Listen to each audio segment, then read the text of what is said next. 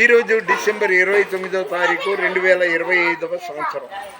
తెలియని వాళ్ళు, క్రైస్తవులు కాని వాళ్ళు చాలామంది అనుకుంటున్నారు ఇదేదో బొమ్మల కొలువు, ఇక్కడ బొమ్మలు పెట్టారని. అది అపోహ. పరలోకం నుండి భూలోకానికి, అంటే దివి నుండి భూమికి సాక్షాత్ దేవాది దేవుడు మన కోసం మనిషి రూపంలో వచ్చిన సందర్భం అన్నమాట.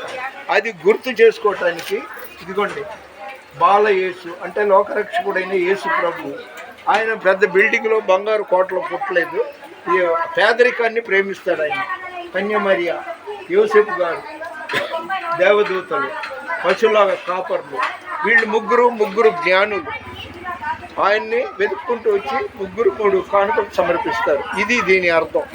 కాబట్టి దేవుడే మన కోసం వచ్చినప్పుడు మనం దేవునితోనే ఉండాలి. అప్పుడు మనకి కష్టాలు, సమస్యలు, శోధనలు, ప్రమాదాలు జరగదు. 80 సంవత్సరాల వయసు వచ్చినా కూడా నేను ఇలా ఉన్నానంటే ఆయన కృప. ఆయన కనికరించాడు. నాకు రూపాయికి కరువు లేదు, తిండికి కరువు లేదు, ఆరోగ్యానికి కరువు లేదు. ఇదంతా ఆయనే.